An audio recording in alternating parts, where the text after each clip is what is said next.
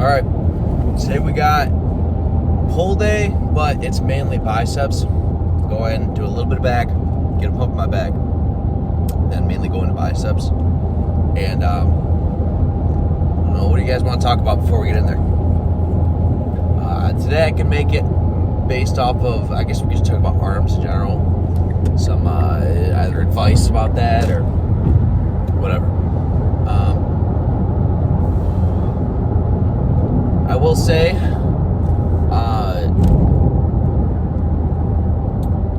treating arms,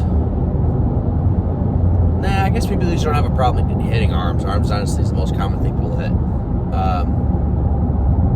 But I will say, if it's always a second thought on your regular days, there's usually two types.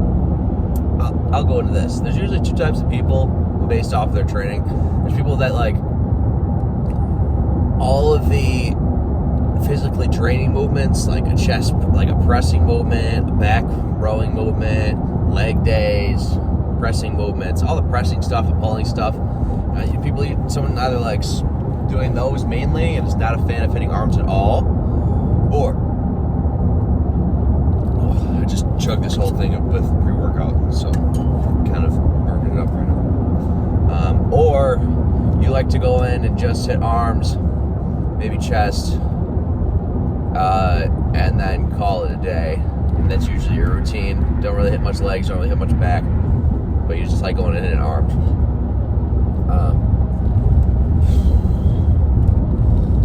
Why'd I point that out? Because usually the people that enjoy the pressing movements are usually less aware of the fact that they're missing out on arms. If you only go in and do arms and like chest, I think you're aware of that. So I'm not gonna go and lecture you about it. I think it's just part of not wanting to do it. Anything else? But like usually just from enjoying the press moves, everything, it comes from treating arms as like an afterthought. Whereas you may throw in like just one exercise, just a set at the end of like a back day. Just throw in biceps for like a set, but not treat it like the same as any other muscle group. And by no means do you have to throw it in like the beginning of your workouts. But I will say just the amount of volume you should do for it shouldn't be neglected. Because I say this because I used to not throw in much arm exercises because one, I just thought you didn't need to do much, and two, I was kind of like, well, I'm gonna count this row movement as bicep exercise as well because they're getting hit indirectly. And if you want something to grow, more likely than not, you're gonna have to hit it directly. I'd say the only exception, forearms. Everything other than that, you gotta hit directly. Abs, your calves, everything else, you grow it the exact same way you grow everything else. Do some sets, do some higher reps. Same thing. So, that being said, today I'm going in and hitting about 12 sets of biceps and like 8 sets of back just to get a pump in my back. Easy enough. I think it'd be poor programming on my end if I made my day today solely biceps. I feel like there would be a missing piece to your split if there was just like a one muscle group. Because I'm not doing bro split. And even if you did bro split, it would be an arm day, not just bicep day. So that's the clarification I wanted to give, because I know the thumbnail is I think it'll probably say biceps. So it's my other back day, or my other pull day is mainly back with a little bit of biceps, and this one's mainly biceps with a little bit of back. Same goes for like triceps. If you think they get hit enough from doing bench press or shoulders or anything else, like, nope. I'm trying to catch up on that myself now, just from not hitting arms as much as I could have. But yeah, what else would you guys want to know? I guess like the programming itself, like how Is there any fancy thing you got to do for biceps? Look, this is, what I'm going to say is science-based, but it's the most simplified version to give you peace of mind and not have to overstress over, like, I need to use this exact machine, otherwise I'm not growing optimally and I'm not getting the best workouts to grow as fast as possible. Because one, no such thing. Have you ever seen those TikToks where it's like, if you do this type of bicep curl, it hits your biceps 60% more? That's irrelevant if you're not training hard, first off. Second off, you tell me the difference between the guy that's doing cable curls and the guy that's doing dumbbell curls. Tell me which one has biceps that did. Tell me which bicep is from cable curls and which bicep is from dumbbell curls.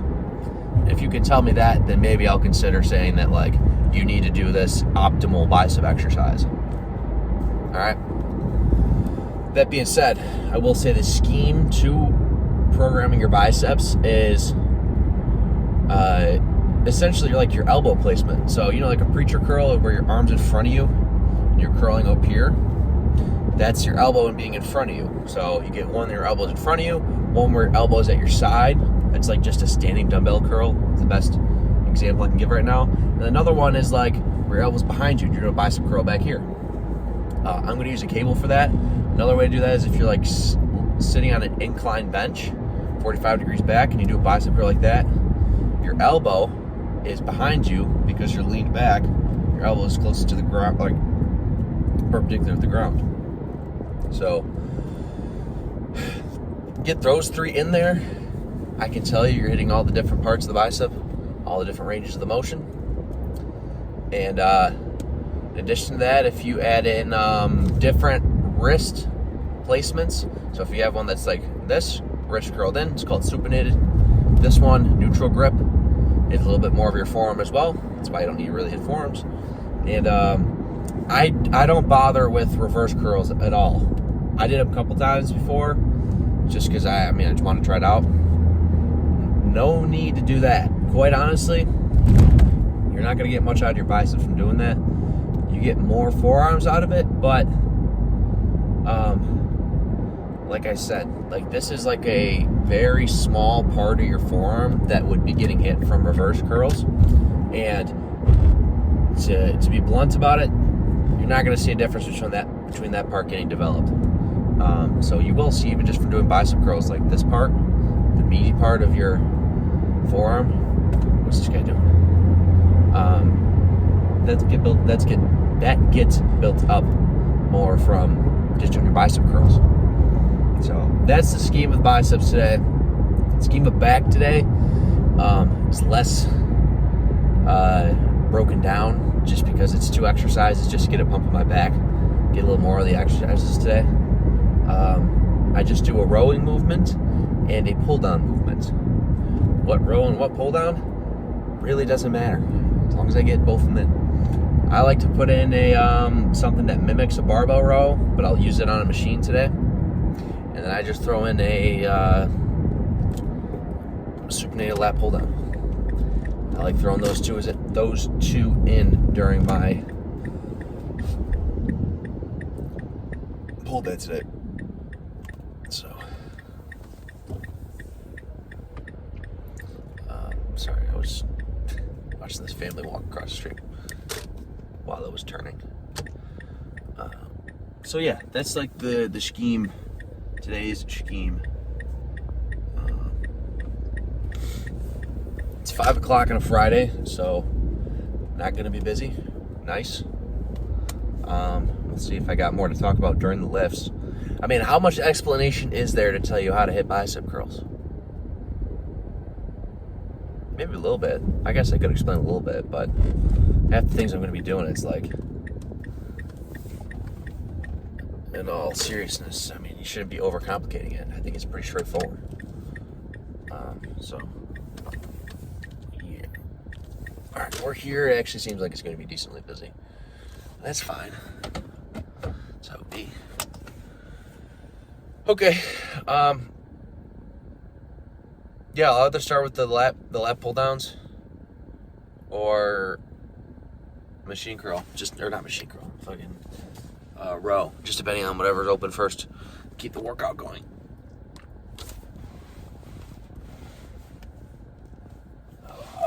And as long as my lower back isn't exploding, we're chilling. It'll be good back day. And biceps. All right, see you guys in there.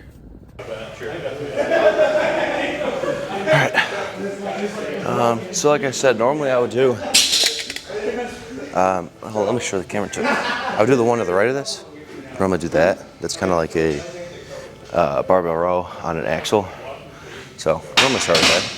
But the fact that I told you, just the main thing is if I do a horizontal movement and a vertical movement, I'm gonna get the same shit out of it. So I decided to do this. You could call it T-bar row, but it's gonna be way closer to my hips. So I guess you can call it like a V row, kind of like this, but very close to the same shit.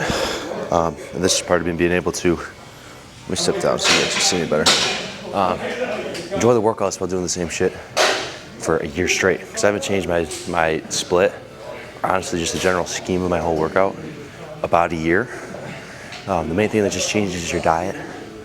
Either bulking, you eat more, diet, or cutting, eat less. Training basically stays the same. You train just as hard both ways. And just ways to make it enjoyable is swaps like that from machine to machine, when the general scheme of the workout is the same shit. So, all right, well, let's get it.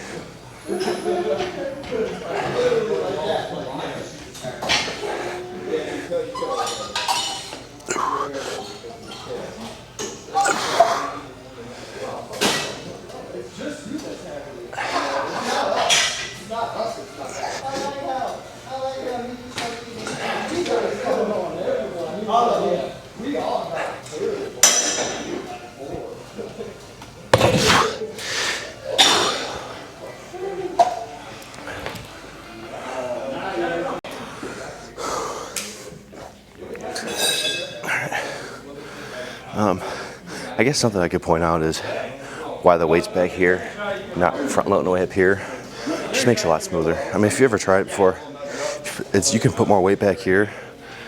Point of it isn't just to do more, because it's easier to put the weight back here instead of up front. The fact is that it's a lot smoother going the entire range of motion, instead of like at the bottom, it's like slams you down. If you've ever seen like Matt Grego, I feel like he posted an Instagram story of him using that shirtless like every other day, and that's probably why he uses it, but also just the clip of his back while he's doing it is kind of sick. Okay.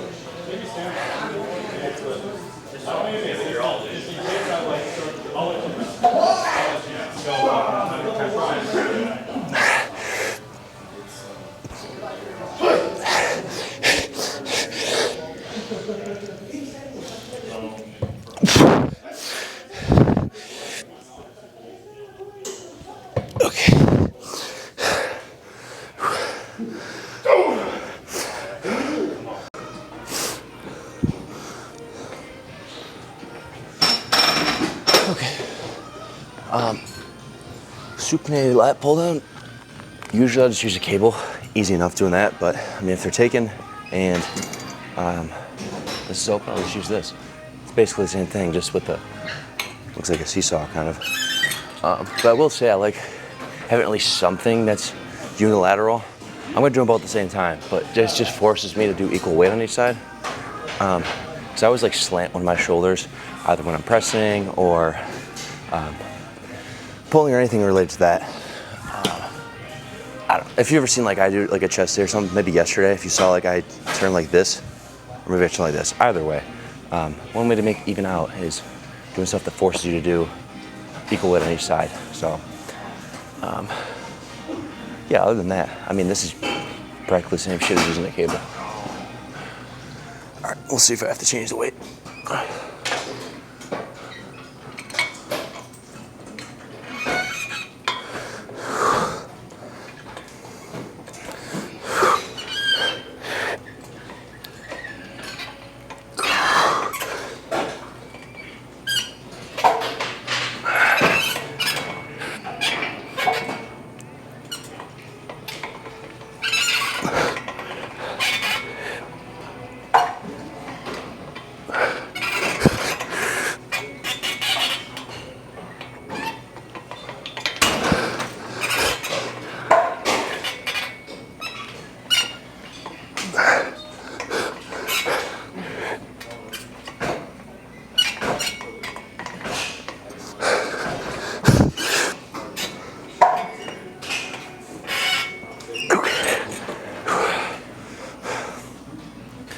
I only got, hold on, I'm about to throw up.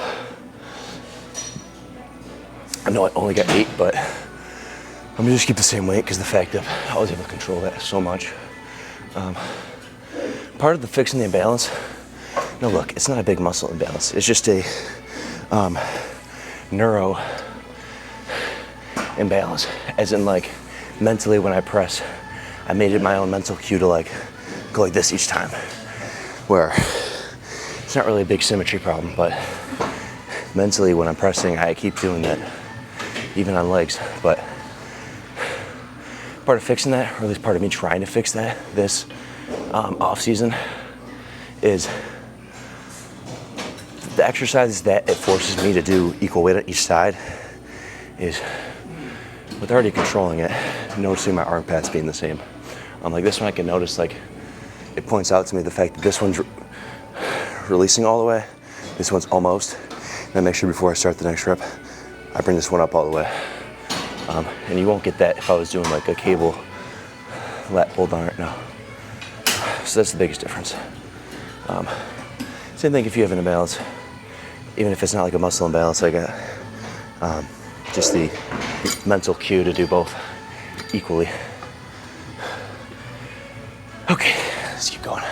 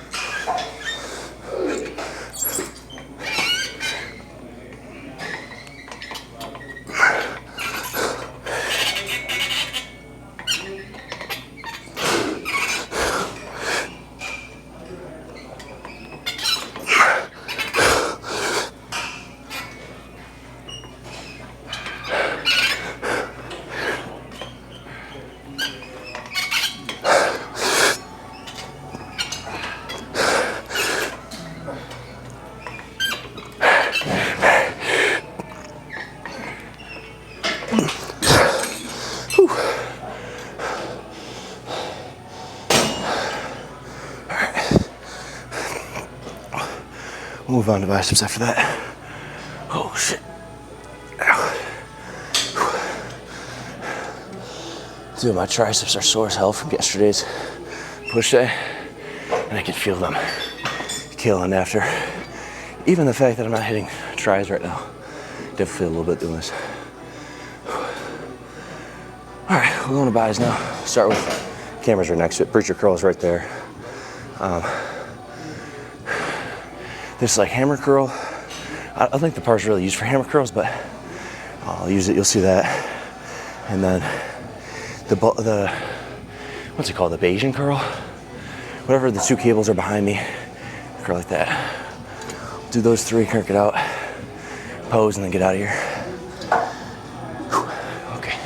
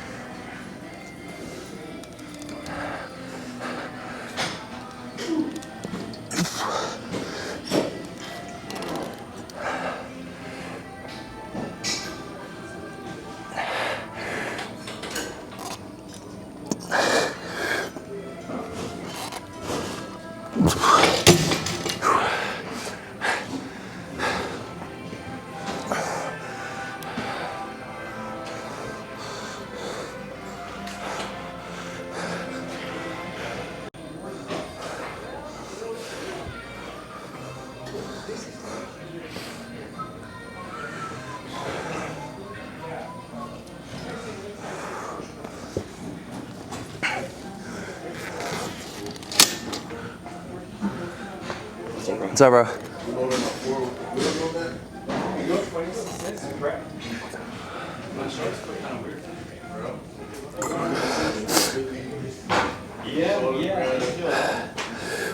I'm old now. What's that? David, go ahead and go first. Can we grab, I like this little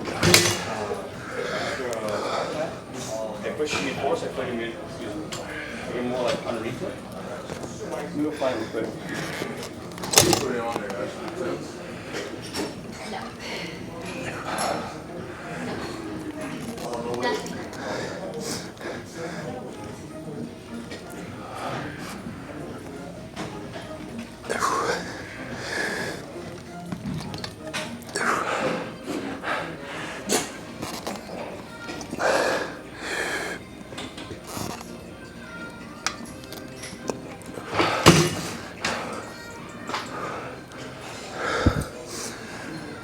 Okay.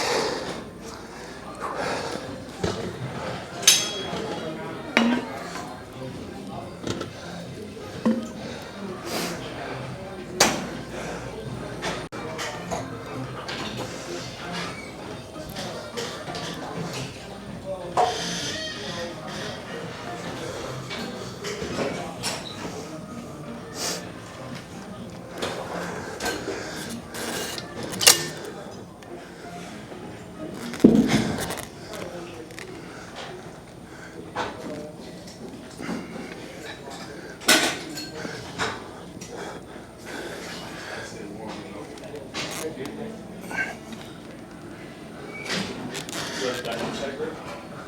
You only go wide, yeah, like a military type.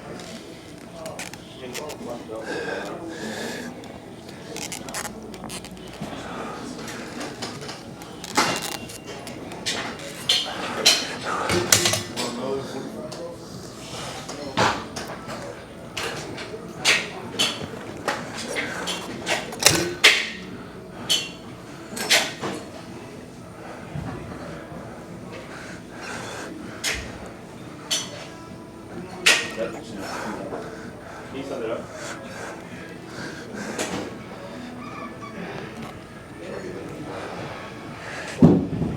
Push down on it.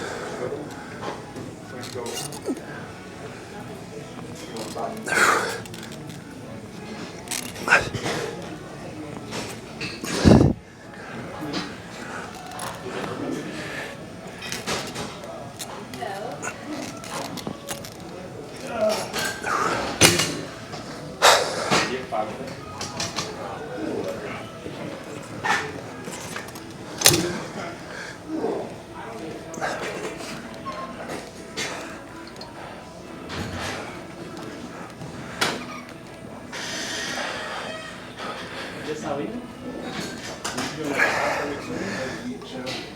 Oh, I really wish I had. Well, have fun, beach, man. I'll see you later. We're going this weekend. We're watch some football some on Sunday. Okay. You guys want to come my way too? We're chill. Yeah, let's go. I'll show up Sunday, bro. You going to I'll move this. Got some cinematic lighting bicep curls today.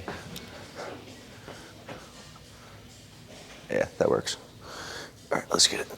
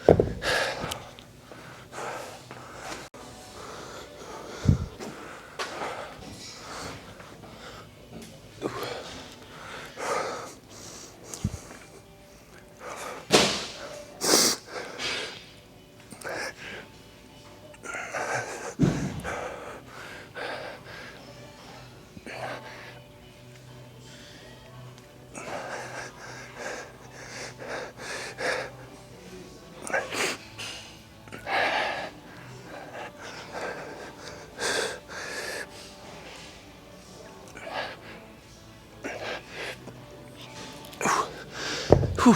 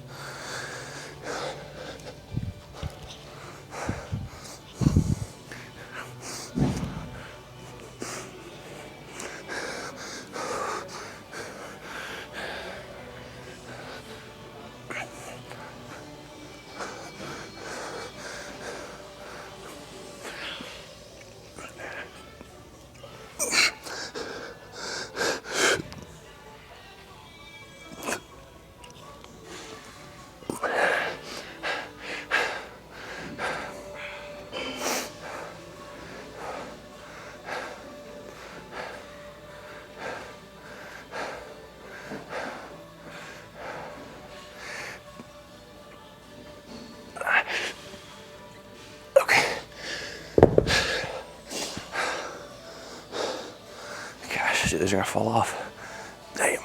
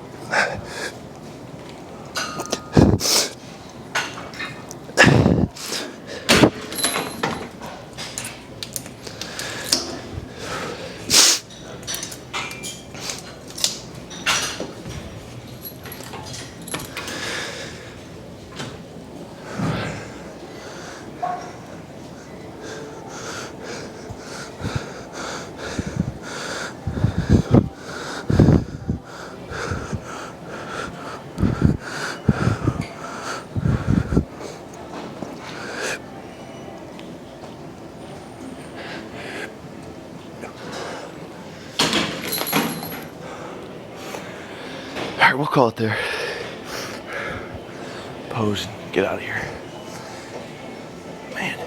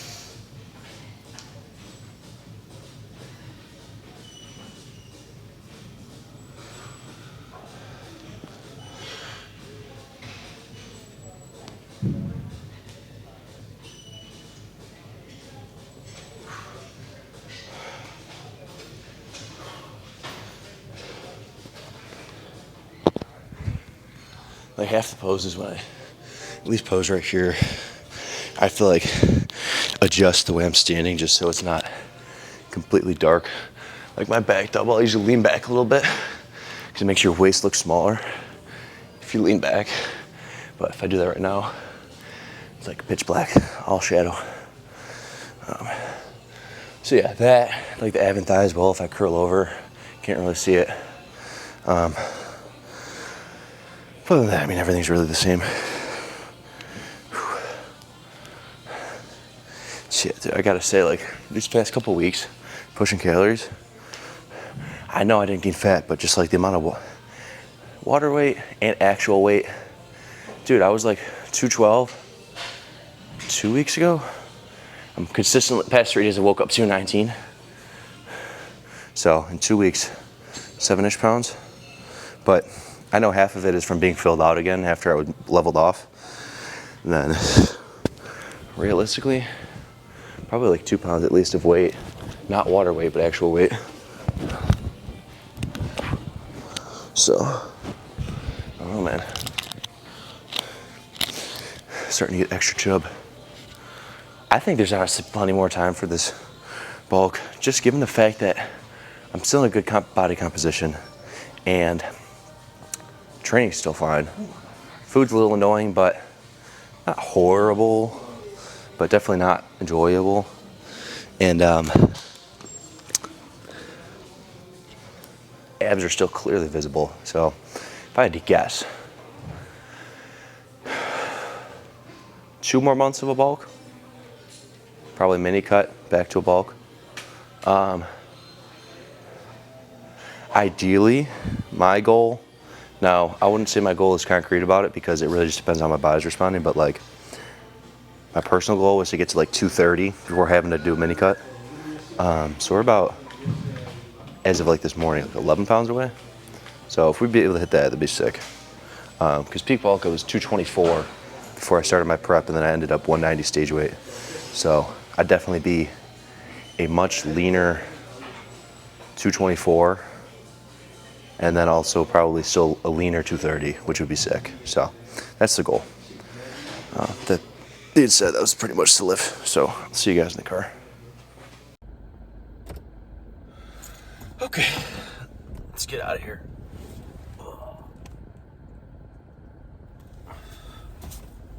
All right.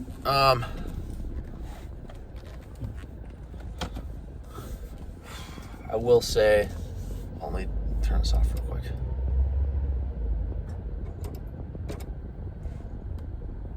I don't know, that shit was going off earlier, so I had to double check, make sure this thing was. All right, we're good. Anyways, pretty straightforward workout. Even just hitting biceps mainly, it took a little longer.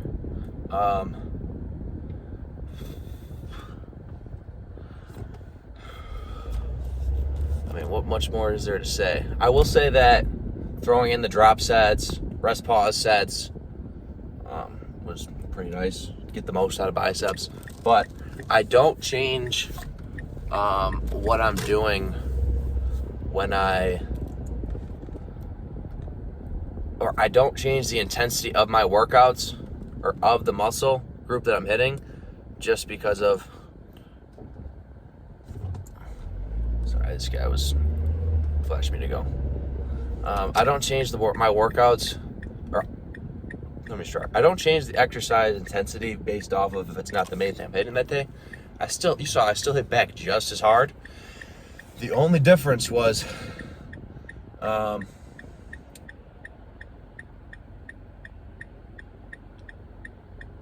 of sets. Sorry, I'm just blanking out. That was a pretty good workout, and I kind of just went into the flow state for half the workout. You saw it was like 2 exercises for back, train them hard. 3 exercises for biceps, train them hard. And then the other day is just 4 exercises of back, train hard, 2 sets of biceps, train hard. So it's just a little bit more biceps today, but overall, very similar workouts, just different amounts of volume, which I think is pretty important to point out, especially like thinking that it's just because it's not the first thing you're hitting that day. I think this makes more sense in the context of like a push day. If you're hitting chest, shoulder, tries, right, and you start off with chest, you may think that you're not getting as much out of shoulders or triceps, but maybe not. Maybe just because of that energy. But by all means, you could still train just as hard on those, even though you may have slightly less energy, and still get the most out of it. Like, I wouldn't undermine the rest of the workout just because it's not the first muscle you hit. As you saw, today was literally biceps today, and I didn't even start with it. One, because if I do biceps first and hit back,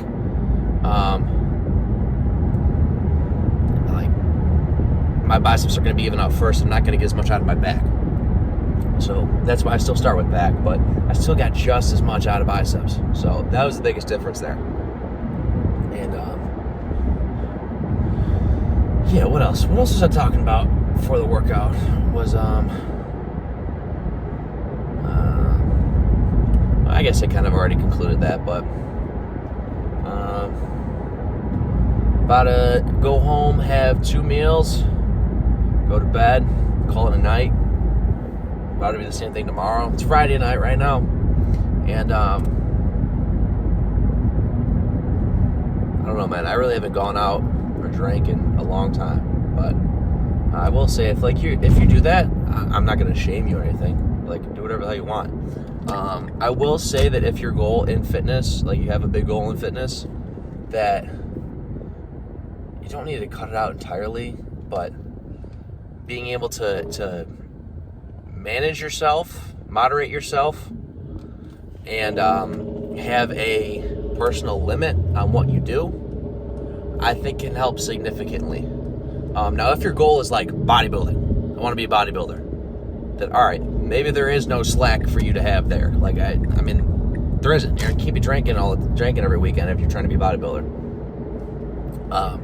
But if it's like, dude, I want to get in shape, and I still want to enjoy the weekends, totally manageable. You can drink on the weekends, but the way you moderate it is maybe you only drink 1 night on the weekend instead of 2. And maybe you make sure that when you drink, you don't slam a giant mound of food when you're drunk, because years ago when I used to drink, that was like the norm, is that you'd slam big old plate of food, or maybe from you eat something or go somewhere with your buddies to pick up food. Like it used to be just you get so much food, because when you're drunk, I feel like your stomach is like a bottomless pit. But that's like the one thing where you gotta like mentally limit yourself with, like, before even you start drinking, be like, all right, I'm not gonna put a limit on the drinks tonight, but I will put a limit on, I will not binge eat, because then it keeps you much more in line. Because let's say if you down 20 beers and you eat an entire tray of chicken tenders, I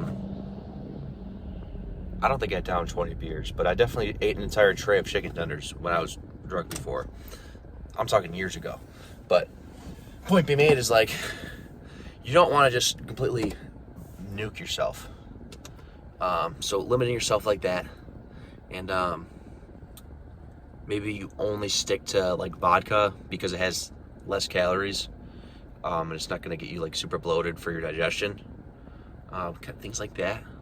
There's ways you can moderate it. I gotta get gas, so I will be back in a second. We're gonna keep talking about this because I have a buddy of mine, numerous buddies of mine that I help coach, and that's something that's brought up because not everybody's trying to do what I'm doing with the whole bodybuilder fitness thing. Like some people just want to lose weight or just want to be in shape, and that's just their goal. They have other goals unrelated to fitness that matter more to them. So totally understand that. I'll be right back. All right.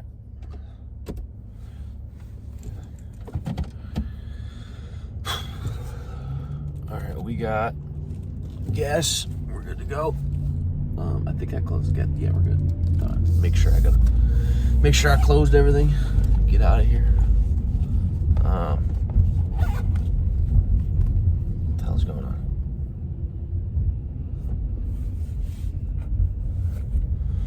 All right. As I was saying about your weekend, if you do go out with your buddies, I guess what's some other ways you can moderate yourself is like, the reason I don't put a limit on like the drink side is because I know that once you start drinking, it's like you don't want to say, all right, I'm gonna stop at 3, and then you have 6 or 9, and then mentally you beat yourself up. You mentally beat yourself up over it because you told yourself 3, but like I feel like you're just setting yourself up for failure at that point.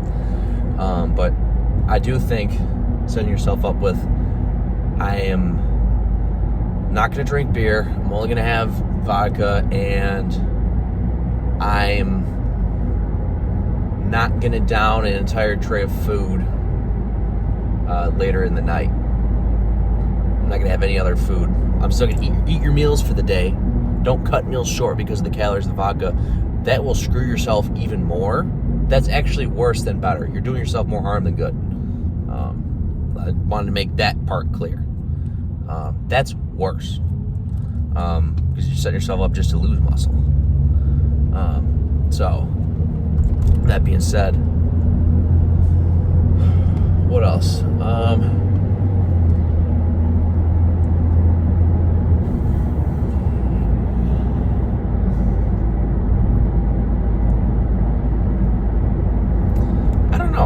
What else would be like something on the weekend that you'd be like, man, this would screw up my plan? I guess one thing would be like if you're have like a full day thing with friends, like either you're out golfing or sports game, football weekend, whatever.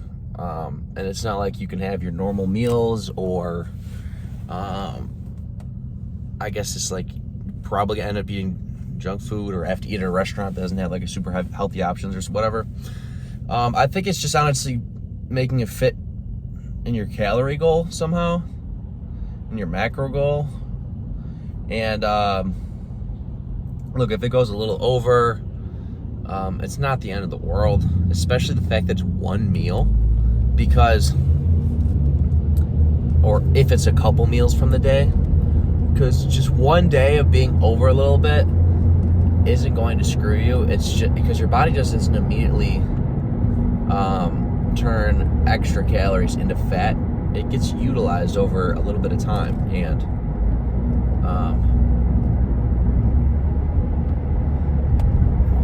had to make sure. Sorry, rush hour traffic. I guess not rush hour, but still, it's pretty busy. If you just continue on with your training day to day and your diet side of things, like it'll even itself out. So it's something to tell yourself that it's not going to ruin anything. And also, something else that my buddies asked me was like, I feel like I'm screwing myself by eating this type of food when I'm trying to lose weight. And quite honestly, that's not the concern. It's the calorie goal and making sure you stay under your calorie goal. If you want to eat a dozen maybe a dozen wouldn't hit a goal, but let's say you eat 6 donuts and a pound of chicken for your diet one day, and if that amount of calories from 6 donuts and a pound of chicken is underneath your goal of losing weight, you will lose weight. You're not going to gain fat and get smaller because you ate donuts as that calories. You will burn through the calories of the donuts and lose weight still. So just because you have to go out and have a meal with your buddies at a restaurant, and maybe you have to get like a buffalo chicken wrap or something, the most common, I guess, bar food that I can think of, that will not just be fat. It doesn't just turn into fat. So wanted to make that clarification. So what else? I think those are the few biggest things I can think of based off the weekend. The others I brought up is it's Friday night right now, but that also not skipping your training either the day of that you're going to go out or the day after if you don't feel great. Get yourself recouped, regenerated, get some food in you, your electrolytes, chug water, have some caffeine. Don't skip the next day just because of that. Find a way to figure it out and make it there. Because then, if you make it to that, it helps your body keep churning through everything you got going on. All right? And I will suggest you wait until you at least get a couple meals in and chug water the day after to make sure that everything is back to functioning well after drinking, because you want yourself to be at full go. So there are ways to make it work, and quite honestly, it just comes down to what your goal is and what you truly want out of it. So 100% you can make it work. So yeah, I think that was a solid explanation, because I feel like even if, I don't know, you're in high school or whatever age you are, what is going on here?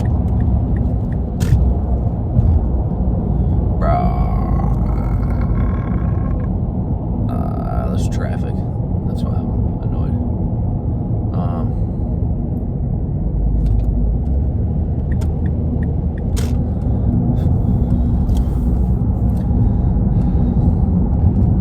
Yeah, so I think that was solid. Tomorrow we got glutes and hammies, leg day, and I will say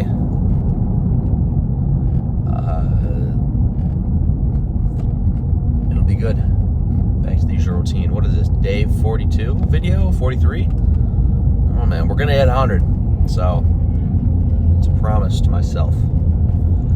If you have any questions, you want me to answer them during the talk, let me know. I appreciate y'all watching. I will see you guys tomorrow. Peace.